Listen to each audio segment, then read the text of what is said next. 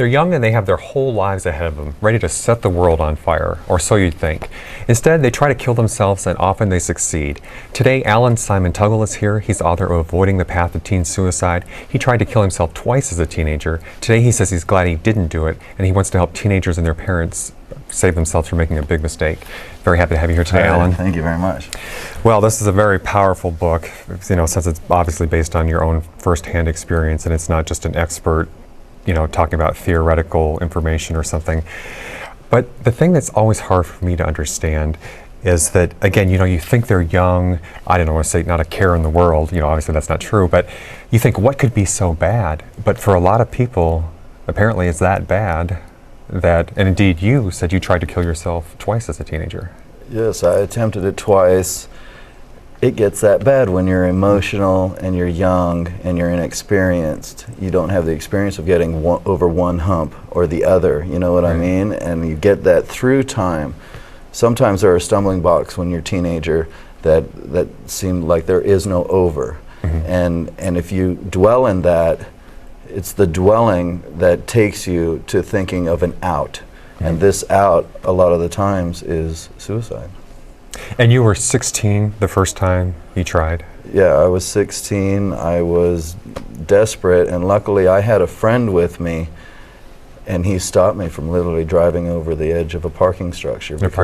Yeah. You said he stood in front of the car, I think, right? He actually stood in front of the car. I pushed him out. I was crying. We were crying. We had gone through problems at school that morning. We'd been picked up by the police that morning for ditching school, had problems with the principal, and we were supposed to go back to class. At 16, I had just gotten a car, got back in the car, went and just, luckily through talking and everything else, but he got in front of the car and would not let me end my life. And that is in the book as far as friends helping you, friends helping people. They're around, they're close, so they see that. And at 17, you tried again? Yeah, at 17, it just, my problem was at home, my home life with my mother, and so no matter what I did during the days, I always went back to the home life because you're young, that's your home. And so it was day after day, from a young age. And at 17, I attempted again because I just did not see a brighter tomorrow than today. And that's the book offers a brighter tomorrow and shows you how at least you can find tools to get you through a path. That's why I named it Avoiding the Path to Teenage Suicide. Sure, I believe your whole life is a path. So this is one stone you don't need in your path. Absolutely. And so it was pills the second time, is that what it was? Yeah, it was. I tried to overdose on pills, and I actually, took what I had, but I ended up waking up and not, dying, which is a blessing. I realized that I was glad to be alive at 37, 3 years ago, when I started writing this as a book form. And I thought, man, maybe other people need to read what I've wrote down. I actually didn't mean to write the book. I was writing things to let my soul out and save my life. I've written poetry and drawings my whole life. So that was an outlet for you? Yeah, and along with music and a few other things. Sports was an incredible outlet. Yeah, I thought it was interesting reading the book because in a way you confirmed what I suspected or wondered about, and since you've gone through it firsthand, that it's, as you said, lack of experience, meaning when you get older and you look back, you realize things weren't necessarily that bad, or you have perspective, and that, in other words, let's say like your first love. Well, by the time you've been in love 10 times, you realize, there's always another fish in the sea. I mean, that kind of thing, you know what I mean? Where you have more perspective on life. And that really only comes with time. You can do high school, college, and go on, but there's like what I call sort of street smarts, down home, feelings and stuff, such as going on over the hump. This hump, it's like a black hole. I describe it as a black hole in my book, and no matter what you see, it's turbulence, it's this, that, and the inexperience of not having a few times of going over the hump, of your second love, a third love, well, I've done it before, I've picked up my boots. Life does go on. Life does go on, but there is no hindsight. There is no 20/20 on suicide once it's completed. And that's why the book is geared towards teenagers, because of the youth and inexperience, passion, emotion. And you don't realize, because when you're young, remember how days seem to go on, and now it's like, oh, it's 5 o'clock at the end of the day all of a sudden. Yeah, I would say the older you get, the faster time goes. Time is flying. Time is flying. And towards the parents, about what's in this book for parents is saying time is flying. Don't overwork yourself and not spend time with your kids. This book lays a lot of emphasis on parents being parents and being around constantly, having dinners, having breakfast with your kids, not just dropping them off at school, letting them come home and have them say fine when you ask them a question. How are you doing? Fine. If you don't go in depth, then you're wasting, and next thing you know, your kid's 18 and you've missed it. Yeah. And this is to not miss the signs of what can happen. I mean, your kid sometimes may like a band and go into a hairstyle or go into a fad. You know, there was punk, there was this, there's grunge. That doesn't mean your kid's doing awful. It just means your kid's going through some changes. You need to watch the changes, and this shows and gives tools on watching and day in and day out, not on the weekends. Because you said nobody just kills themselves for no reason or without giving any signs. That there's usually some sort of sign that something is going on. This is a slow roller that starts with maybe one big clash, like if you're a brother and a sister, and the sister's getting all the attention and the brother's starting to get slumped off, then it may start there and roll a few years down the road, and everything sort of piles and layers on top of each other. Yeah, I don't believe a kid comes home literally with an F one day and will commit suicide. It's deeper than that. Yeah, and I think too, when you were saying about how time goes faster as you get older, and you know, in the perspective that you just want to say to the kids, you know, my God, your teenage years will be over so fast. You don't even, you know, don't relax, don't worry. You know what I mean? It can't be that bad. I mean, granted, there are some truly awful situations, but you think, you know, my God, by the time you know it, you'll be 40, right? Right. When you're young again, it's that time elapse thing. When you're in school, watching the clock for the next period, watching for lunch, it does go slower, it seems. But next thing you know, you're out of high school, and enjoy your high school years. They are short and fast, and there's nothing worth killing yourself over for in high school. Completely. And this, you know, the strength of life is character, building character, and the character you get after going over humps and through your dips and valleys will bring you up when you're, you know, your late 20s, your 30s, when you really start to mature. I mean, it takes a while, you know, to mature. The other thing that your book confirmed for me, or that I kind of always suspected, was that you didn't really want to kill yourself in a sense, or that even when you almost drove off the parking garage, that I think there was a sense of relief in a way that you didn't do it, or that your friend stopped you. Completely. And so you wonder sometimes, you know, like when they say when the person jumps off the bridge, you know, on the way down, if they think, you know, I shouldn't have done that. Right. Well, completely. I did not, and I say in here that I did not, and it was a cry out for help, and I believe 99.9% of teenage suicide is a cry out for help. And it's something that just can't be overlooked. If you're arguing with your kid and they say out of the blue, which seems out of the blue, well, maybe I should just not be here anymore. Maybe I should just end my life. That's maybe a one time you heard it, but they've said it already 10 times that day in their head, and the day before you heard it. You know what I mean? It's like people say he got caught stealing. Well, it was that one time he got stealing. He stole 5 times already, you know what I mean? And it's the same with your kids, that if they say, well, maybe I shouldn't just be here, they've thought that for a while before they blurted it out. We'll be right back.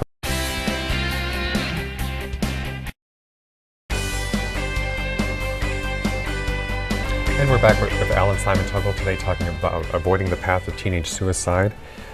What are the statistics? How common is this?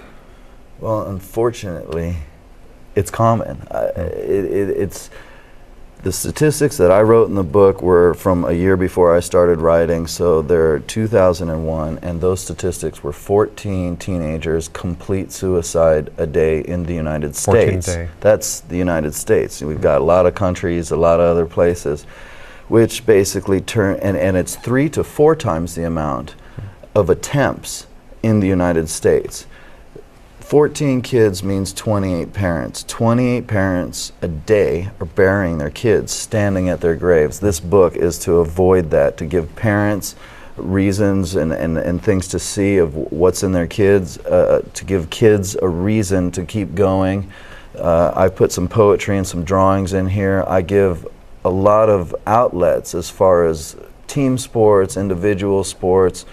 I believe when you're a kid, you need to be active, and being literally exhausted, you don't literally want to take your life when you're exhausted. Yeah, it's amazing how breathing, and that's one of the tools in there, breathing helps when you're really fighting or bickering or this and that, and you realize you haven't taken a breath for a while. Relax, take a breath, deep chill. Breathing, focusing on one thing at a time, not 10 and doing 10 little things, doing one really good thing, finishing it, completing it, going to the next. And what percentage of people try this, or what percentage are successful? Are there statistics on that actually succeed versus attempt it? It's 14 kids a day succeed. In the United but how States. many people attempt it? Do you know? Attempt it is 3 to 4. It's literally 75 kids a day are attempting suicide, and real attempts, slash wrists. I mean, really close attempts, overdoses. And then there are actually more that are in the realm of trying to get your attention. Right. And if they're trying to get your attention, it's not, it is. Some people say, oh, he's just trying to get your attention. He is. He's trying. Yeah, even then it's a problem, right? Parents, if your kid's trying to get your attention, give them the attention they need. Otherwise, don't be a parent. I mean, it's 18 years of settling in and doing to make your kid as good or better than you were along the way. Do you know how the teenage rate compares to the adult rate? I mean, is that the most likely period for people to commit suicide? Well, the teenage rate to the adult rate is a little less. A little less. But the teenage rate is, how do I say it? It's more desperate to me. I mean, I don't want adults committing suicide either, but teenagers don't know what they have in front of them. Adults, they have different reasons. They have divorce, they have this, they have that, their work, and they know what it's like getting over humps. They've had the time. This is geared more towards teenagers, even though it's inspirational across the board. It's toward the youth of desperate and give yourself a chance. Really, teenagers don't give themselves a chance sometimes. And you said that even some of the people, well, such as yourself, who survived the first 2 attempts, that sometimes, even as an adult, you sometimes thought about suicide. Yeah, the problem is you get in a habit. And from a young age of problems with my mother, I got in a habit of this could be an answer. And then once I got 16, 17, this is an answer. And by the time I got 18, 19, and 20, I realized there's more to life, and I love life, but there's desperation times, and you still see it as part of an answer because it became a habit. And this is not to let it be a habit at all, not even to be in the realm. Do you think, one thing I was wondering, reading this in the back of my mind, you hear more today about the drugs and that sort of thing. Do you think, and you go into the psychology of it, is it more psychological or physical, or is it just because certain people are that way or they're made that way and you take Prozac and you're fine? Or is it, what's your take on that? As far as ADHD, ADD, all that, I believe there's a percentage of kids that are chemically imbalanced. A small percentage of kids, maybe 5% that are really chemically imbalanced with bipolar things that they need a change. When I was young, I was active. I was running around. That's what you are when you're a kid. Let kids be kids. We've been taking away recess time from kids, and it's making them crazy, and instead of giving it back to them, they're giving them Ritalin and stuff. Right. And you get them hooked on something. And to me, that's not an answer. I think the answer is go run 150 yards and get winded. I believe that the drugs are not the answer to 90%, 95% of all teenagers, youth's problems. And people want a quick fix instead of the time, you know, and parents, that's why shrinks and psychologists, you know, I use that word, shrinks. I got taken to them from the age of 12. You know, a lot of times by yourself, right? Initially, your parents or your mother wasn't there. It was you. Just exactly. And if you're having problems with someone, it should be both of you. But from her point of view, it was my problem. Fix my kid. And luckily back then, the Ritalin and stuff wasn't. They weren't thinking of drugs that much as a fix. So, and then eventually, my mother came into the meetings with us, but she kept changing psychologists because they kept saying, your kid seems to be fine, you know what I mean? And find one who says what they want. She wanted, yeah, exactly. She wanted an answer and someone to point out what my problem was, and it was really the relationship we had, and her not wanting to take responsibility for some of her actions. So a lot of it comes down to problems at home for a lot of teenagers who try this? Well, that is a big one. I put in the book that, you know, you may have perfect parents and they love you to death, but if you're the fat kid and you're getting picked on because you're fat, if you're the skinny kid and you're getting picked on because you're skinny, I mean, there are kids that get picked on at school. There are groups of kids that pick on people at school. Yeah. It goes across the realm, and it doesn't just have to be with a parent or a relative, but you could have something that will drive you to suicide. If you get picked on every day and your parents smile and keep sending you back to school, that's a problem. You know, you didn't really touch on this in the book, but I'm curious what your thoughts on this, because when you talk about people who try to kill themselves because they're being picked on at school, with school violence these days, I always wonder, I used to say that it used to be that if somebody picked on somebody at school, they might kill themselves. Now, they don't really kill themselves, like they shoot 10 people, then they kill themselves or something like that. What kind of dynamic do you think is going on there? Do you think there has been a change as far as people aren't just killing themselves, right, but I mean, but they're taking other people with them more, or? You know what, it's a statement. Literally, it's a statement with 5 exclamation points at the end. Those kids, especially like the Columbine kids, a few months ago, they released thousands of pages of their diaries. If their parents had read their diaries, I think they would be in the realm of seeing what's going on in their heads. I think they talked about flying a plane into the building in New York in the diary, they said, I want these 100 kids to live, because they like these 100 kids, and they wanted everyone else in the school to die. And that was in their writings. You know, their parents had access to their backpacks and such. Plus they had it on now this internet that everybody's putting their stuff on. And I believe it's a statement. I heard of one case that was horrible on one of the documentary shows, where it was a heavy kid, and he was a lovable kid, and they showed his parents on the interview. They were heavy themselves, and they knew he was getting picked on and beat up.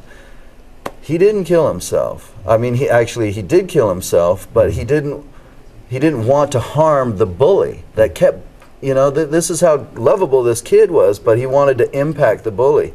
He went to school with a gun and shot himself in front of the bully. Wow. And it's a statement. I believe suicide is a statement. As far as the kids that go out and do shooting up the schools and stuff, it is the last act of a statement, where I say suicide is your last act of control. This is their last act, because I do believe that they know that that was wrong. The Columbine kids knew that was wrong. The other kids, there was one in Canada a couple of weeks ago. Yep, yeah, so more and more, it seems like all the time. We'll be right back.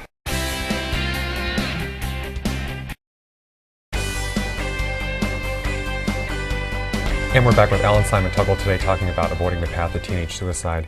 Well, we were talking about Columbine and some of the school violence that's been going on, but you weren't one of those kind of people, right? I mean, did you ever consider taking other people with you? I mean, it was just, you were thinking of harming yourself and not... Yeah, and mine was actually revenge. I had written notes to my mother saying, I've taken my life, and I hope you think every day that I did this because of our problems.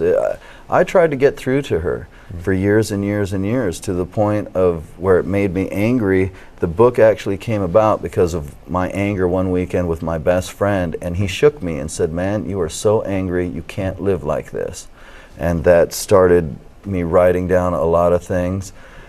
And I realized that if there's other people that, there's probably other people out there that feel like you did. Sometimes you don't realize it until you see it on a show like this or in a book, that people actually feel the way you did at a certain time in your life, whether it was a few years off or And so the book describes how I felt like this. This comes from my heart. I am no doctor, psychologist. I'm your angry kid, and I'm telling you to pay attention to them and asking you to save your family, really, because 87% of families that have a teenage suicide or a suicide in them end in divorce. Yes, I remember you mentioned in the book, yeah. Within a short period, because Very interesting. It blows the family up. And the book is called Avoiding the Path to Teenage Suicide. It's not a downer book. It's inspirational. It's to get you to see tomorrow a brighter light, find mentors, find coaches, whatever will help you along the way. I had a great mentor that taught me tons. And it doesn't always come to you. You actually sometimes have to search it out and see, you know, down certain avenues without just like opening the door and looking in. You have to walk into the door, and this shows you ways to walk into the door. And you were fortunate that you had good friends. Oh yeah, that's very good friends. And they're my actually family today. My biologically family is blown up, but my friends that I grew up with are 30-year-old relationships, and people are amazed that, you know, I have dinner with friends that I was in 3rd grade with, you know what I mean? And it also happens because I didn't have a family like an Air Force or something that flew around a lot. I grew up in one spot, and when they moved, I ended up staying in the same spot because that was my home, that was my family. I think back to when I was in high school, or actually junior high. I had just seen a show on 2020, I think at the time, about suicide or the warning signs, and they said, you know, if somebody threatens to kill themselves, you should take it seriously. Well, like the very next day at school, there was this one kid who wasn't the most popular. Well, he was kind of one of the, I don't want to say a geek, but he was more like the brainier sort and not the more popular sort.